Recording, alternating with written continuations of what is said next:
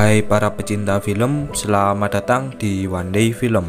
Kali ini saya akan menceritakan alur cerita series terbaru yang berjudul Hellbound. Series ini tayang perdana kemarin malam, yaitu tanggal 19 November 2021 di aplikasi Netflix. Series Hellbound disutradarai oleh Yoon Sang-woo yang menggarap film Train to Busan dan Peninsula, dan Yoon Sang-woo mengadaptasi series Hellbound dari webtoon karangannya. Series ini terdiri dari 6 episode, di mana saya akan mengupload 2 episode dalam satu video, yang nantinya 6 episode ini akan terbagi menjadi 3 part. Untuk ceritanya sendiri, series ini bercerita tentang kisah manusia yang menghadapi fenomena supranatural di Korea Selatan, di mana utusan dari neraka muncul untuk menyeret manusia ke dalam neraka. Di tengah kekacauan tersebut, muncullah agama baru yang meraih simpati dan dukungan penduduk kota. Tanpa berlama-lama, mari saja kita masuk ke alur cerita part yang pertama. Part pertama dibuka dengan memperlihatkan beberapa remaja yang sedang menonton sebuah siaran video. Di dalam video tersebut, terdapat seorang pria yang memimpin sekte atau agama baru yang dibuatnya. Dia menjelaskan bahwa beberapa utusan neraka mulai muncul ke bumi untuk menghukum para pendosa. Salah satu teman wanita mereka pun tak mempercayai hal tersebut, karena mungkin saja cerita tersebut hanya iseng dibuat untuk menakut-nakuti saja. Kemudian kita beralih ke seorang pria yang duduk di belakang mereka. Pria tersebut seperti merasa ketakutan setelah melihat tanggal di dalam ponselnya. Pria itu pun menangis dengan raut wajah yang sangat ketakutan. Tak lama kemudian terdengar suara getaran yang berasal dari suatu tempat, dan tiba-tiba muncullah 3 makhluk utusan neraka yang dibicarakan oleh remaja sebelumnya. 3 makhluk utusan neraka itu pun kemudian mengajar pria yang merasa ketakutan sebelumnya. Pria itu pun mencoba kabur dari tempat tersebut. 3 makhluk utusan neraka itu pun kemudian mengejar pria tersebut di depan umum. Semua orang yang melihatnya pun merasa ketakutan satu sama lain. 3 makhluk utusan neraka tersebut juga menghancurkan beberapa kendaraan yang menghalangi mereka. Dan saat pria sebelumnya terdesak, akhirnya dia pun tertangkap oleh 3 makhluk utusan neraka sebelumnya. Pria itu kemudian diajar habis-habisan oleh 3 makhluk utusan neraka. Dia juga disiksa hingga mengalami babak belur di sekujur tubuhnya. Setelah pria tersebut sudah tak berdaya, 3 makhluk utusan neraka itu pun kemudian mengambil jiwa pria tersebut untuk dibawa ke dalam neraka. Seluruh orang yang melihatnya pun merasa terkejut. Setelah selesai mengambil jiwa pria tersebut, 3 makhluk utusan neraka itu pun berlari menembus sebuah kaca dan menghilang dari tempat tersebut. Di sisi lain, jasad dari pria sebelumnya menjadi sebuah abu hingga tak tersisa bagian tubuhnya sedikit pun. Dan kemudian Hellbound episode pertama pun dimulai. Di episode pertama ini kita diperlihatkan seorang pria yang sedang berada di kantor polisi. Dia bernama Jin Kyung-hun. Dia merupakan seorang detektif di kepolisian tersebut. Saat itu, detektif Kyung-hun sedang menghadiri sebuah rapat untuk membahas kematian orang sebelumnya. Para kepolisian susah untuk menyelidiki kematian pria tersebut karena jasadnya yang mengering. Para kepolisian masih tak percaya jika pembunuhnya bukan dari manusia. Salah satu pemimpin mereka pun menyiarkan sebuah rekaman video dari salah satu milik warga yang memperlihatkan 3 makhluk utusan neraka sebelumnya. Setelah penjelasan yang cukup panjang, rapat tersebut pun selesai. Sebelum mereka bubar, salah satu atasan kepolisian mereka membagi beberapa kelompok untuk menyelidiki tentang kasus kematian dari orang yang telah dibahas sebelumnya. Kyung-hun dan partnernya diberikan tugas untuk menyelidiki sekte atau agama baru yang bernama The New Truth. Dan setelah itu, rapat pun dibubarkan. Sebelum Kyung-hun pergi, dia dipanggil atasannya, yaitu jika Kyung-hun tak menginginkan tugas lapangan ini, dia bisa mengundurkan diri, atau jika tetap ingin bertugas, maka Kyung-hun diperintah untuk datang tepat waktu. Malam harinya, Kyung-hun dan partnernya mendatangi ke lokasi tempat kejadian. Di sana, dia datang bukan untuk menyelidiki mayat pria sebelumnya. akan tetapi untuk menyelidiki agama baru atau yang bernama The New Truth. Di dalam mobil, partner dari Kyung-hun menjelaskan tentang pengikut dari agama The New Truth yang bernama Arrowhead. Rumornya pengikut sekte atau agama baru ini lagi naik daun setelah kejadian-kejadian misterius mulai muncul di kota mereka. Pemimpin agama The New Truth menjelaskan doktrin mereka bahwa jika waktunya tiba, sosok seperti malaikat akan muncul untuk memberitahu kapan manusia akan mati dan dibawa ke neraka. Dan hal inilah yang membuat agama The New Truth memiliki banyak pengikut dari waktu ke waktu. Kyung-hun yang mendengarkannya pun merasa tak percaya dan menganggap bahwa doktrin itu adalah hal yang gila. Kyung-hun tak memperdulikan cerita tersebut. Dia hanya berfokus untuk membongkar tentang agama The New Truth yang berhubungan dengan pembunuhan yang terjadi secara misterius. Tak lama kemudian, Kyung-hun pun tiba di lokasi tempat kejadian. Di sana terdapat banyak polisi yang mencoba menyelidiki kejadian sebenarnya. Kyung-hun kemudian berjalan menuju ke arah tempat jasad korban berada. Salah satu polisi mengatakan bahwa kematian orang yang mereka selidiki sungguh tak masuk akal karena DNA serta barang bukti si pembunuh tak dapat ditemukan secara pasti. Menurut para saksi yang melihatnya secara langsung, korban tersebut dibunuh oleh 3 makhluk misterius. Setelah itu, Kyung-hun pun menuju ke tempat agama baru mengadakan pertemuan. Di sana, dia melihat seorang pria yang menjelaskan tentang kejadian supranatural di mana utusan dari neraka datang ke bumi untuk menghukum para pendosa. Pemimpin agama baru ini bernama Jung Jin-soo. Jung Jin-soo juga memperlihatkan beberapa mayat manusia yang memiliki kemiripan kematian yang sama, di mana jasad mereka sama-sama mengering hingga menjadi abu. Para korban sebelumnya bisa saja melakukan dosa yang sangat besar, hingga utusan dari neraka datang ke bumi.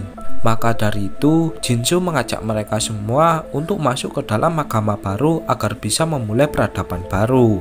Setelah itu, acara pun selesai. Kyung-hun dan partnernya pun kemudian mendatangi Jin-soo untuk memberinya beberapa pertanyaan.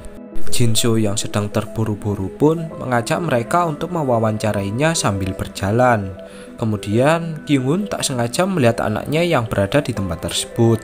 Dia bernama Hee-jung. Kyung-hun pun mendatangi anaknya dan menanyakan kenapa dia bisa berada di tempat ini. Jin-soo pun menyaut pembicaraan mereka bahwa dirinya mengenal anak dari Kyung-hun atau yang bernama Hee-jung. Hal tersebut terjadi karena mereka kebetulan bertemu satu sama lain. Setelah itu mereka pun pergi dari sana. Di dalam kereta, Jin-soo menjelaskan tentang sekte atau agama baru yang dipimpinnya.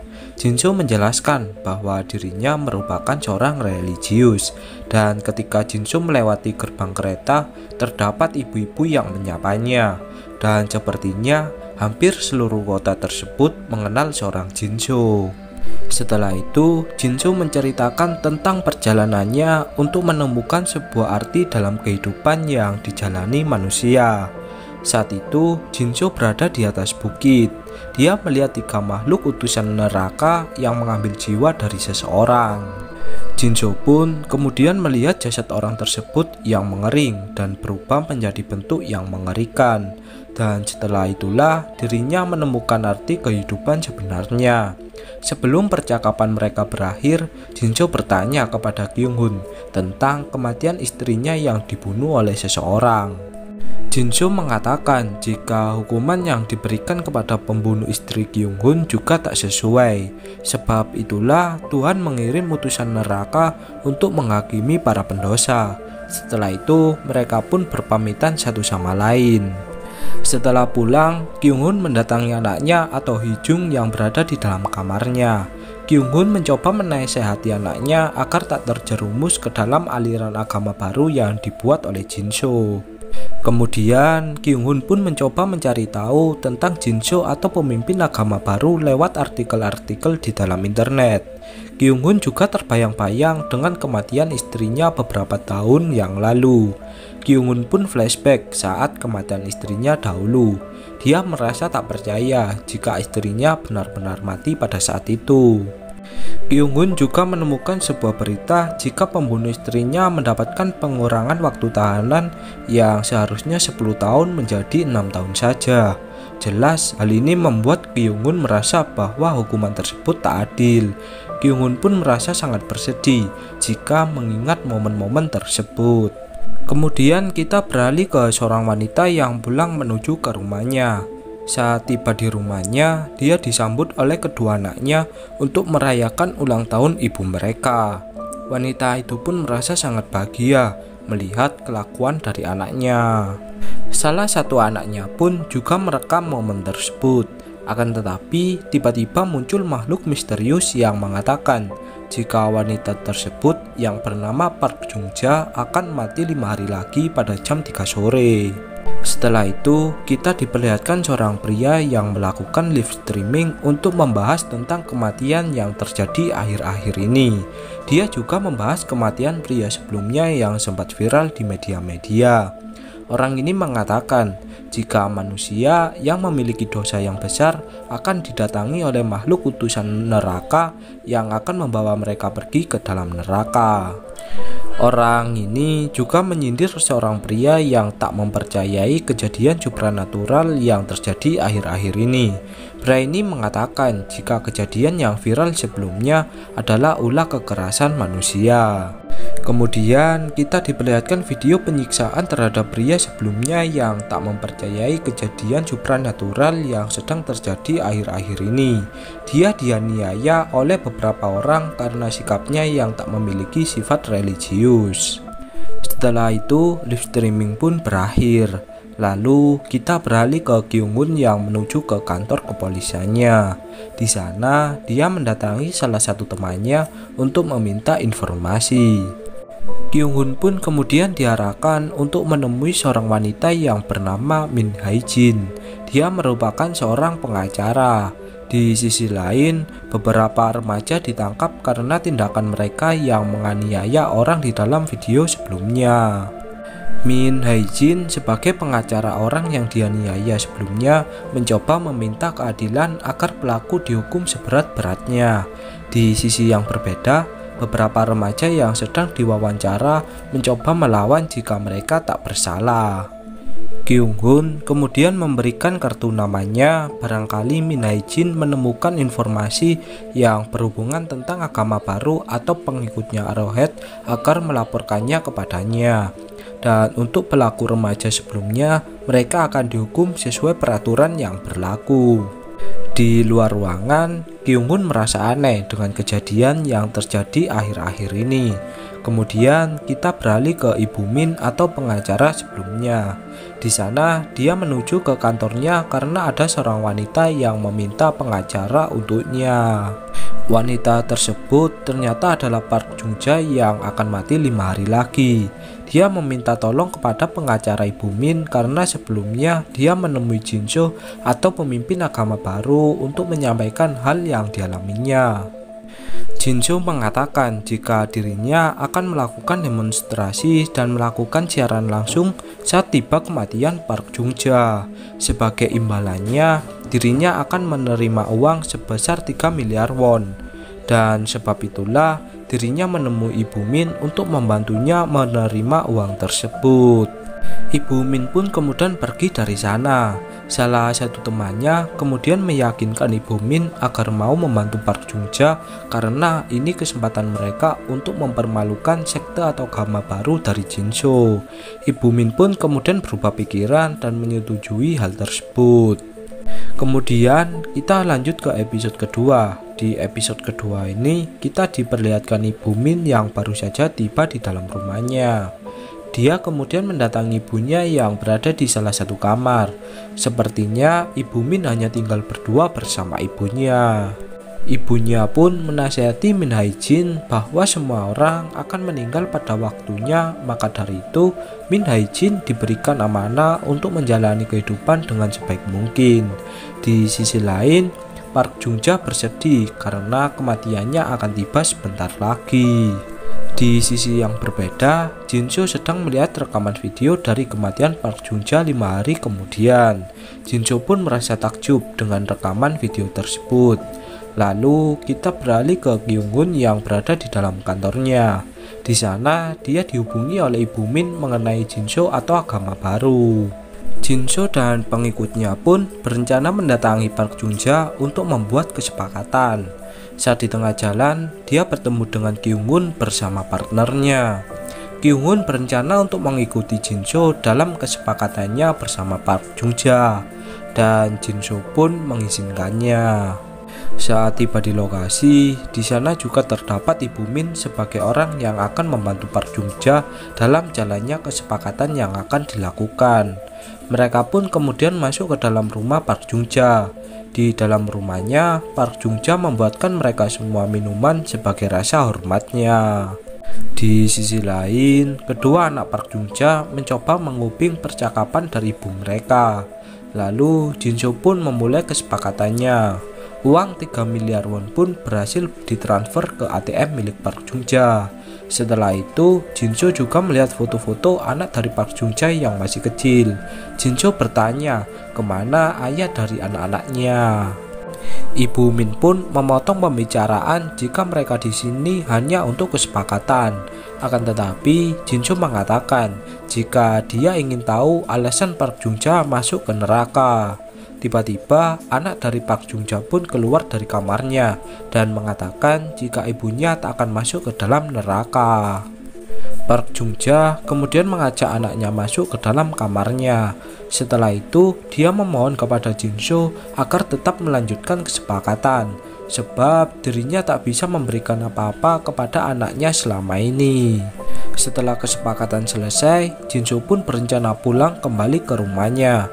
Di sisi lain, salah seorang di sana mengatakan jika siaran langsung akan dibatalkan, sebab kematian Park Jung-ja tak akan terjadi. Kemudian kita diperlihatkan seorang pria yang menyiarkan acara live streaming sebelumnya. Dia mencoba memberitahu publik bahwa pemimpin agama baru atau Jinsho akan melakukan siaran langsung tentang kematian seseorang. Di sisi lain, identitas dari Park Jung-ja dibongkar oleh seseorang melalui sebuah internet. Sepertinya dia adalah arrowhead atau pengikut agama baru yang mencoba memberitahu identitas Park Jung-ja kepada publik. Kyung-hun yang baru tiba di rumahnya mencoba menghubungi Hee-jung atau putrinya yang belum pulang dari tadi pagi. Hee-jung beralasan bahwa dirinya sedang mengerjakan PR di rumah temannya, dan Kyung-hun pun mempercayai hal tersebut. Ternyata Hee-jung berada di rumah Jinsho untuk membicarakan kematian ibunya. Di sana Hee-jung bercerita tentang kematian dari ibunya. Saat Hee-jung masih kecil, dia diperintah ibunya untuk mengantarkan pakaian ayahnya ke tempat ayahnya bekerja. Akan tetapi Hee-jung malah membawa pakaian itu kembali ke rumah. Saat Hee-jung ingin kembali mengantarkan pakaian ayahnya, ibu Hee-jung meminta pakaian itu agar dia saja yang mengantarkannya, dan sebab itulah ibunya mati karena kelalaiannya. Hee-jung pun sangat menyesal dan menganggap bahwa kematian ibunya adalah ulah dirinya. Di sisi lain, Kyung-hun diberikan kabar dari Ibu Min agar segera menuju ke bandara. Di acara live streaming, seluruh identitas beserta foto dari Park Jung-ja terbongkar oleh publik. Orang ini pun mengatakan jika Park Jung-ja pantas mendapatkan hukuman tersebut.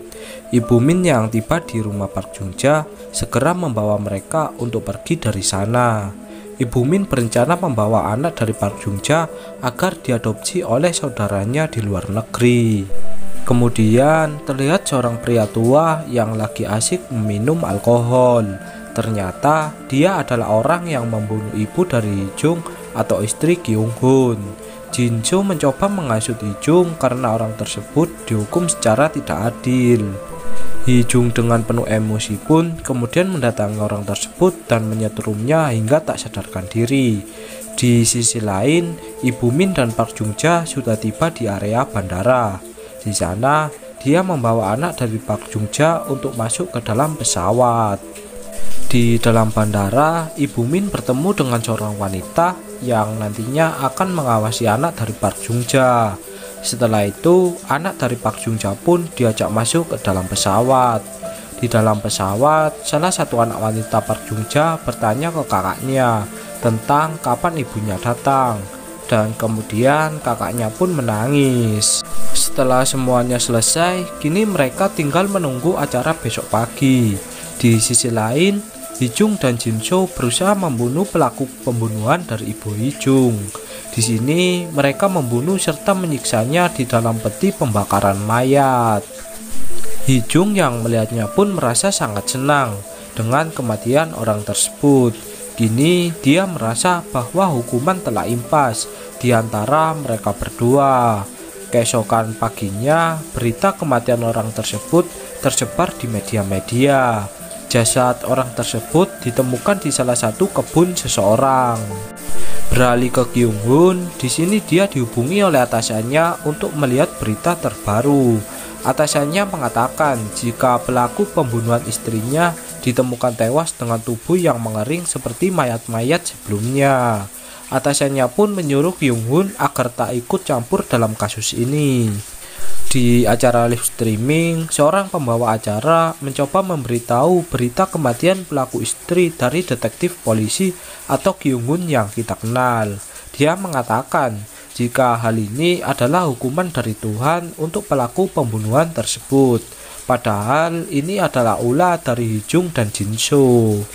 Di sisi lain, siaran acara kematian dari Park Jung-ja akan segera dimulai. Beralih ke Park Jung-ja, di sini dia ditetangi Bu Min agar dirinya tetap tegar dan percaya jika semuanya tak akan terjadi. Ibu Min kemudian diberikan kabar oleh rekannya jika stasiun televisi terbesar akan ikut menyiarkan kematian Park Jung-ja secara langsung. Di sisi lain, Kyung-hun mencoba menghubungi anaknya yang tak aktif selama semalaman. Kyung-hun kemudian mencoba menghubungi wali kelas anaknya, barangkali dia sudah berangkat ke sekolah.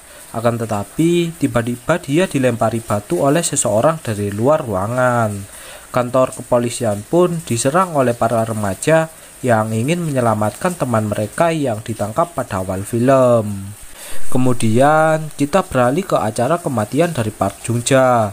Terlihat banyak orang yang sudah berkumpul di tempat tersebut. Di sisi lain, datang beberapa pria bertopeng yang merupakan tamu VIP. Merekalah yang memberikan donasi 3 miliar won ke Park Jung-ja. Kyung-hun yang hadir di tempat tersebut menyuruh anak buahnya untuk menangkap hal-hal yang mencurigakan. Kemudian terlihat Park Jung-ja dengan raut wajah yang pucat dan pasrah akan kematiannya. Waktu pun akan menunjukkan pukul 3 sore. Ketika kurang dari 1 menit, semua orang disuruh untuk meninggalkan ruangan. Semua orang yang menontonnya pun melakukan hitungan mundur dari 10. Dan saat sudah hitungan ke-1, tiba-tiba terlihat dan part 1 pun berakhir.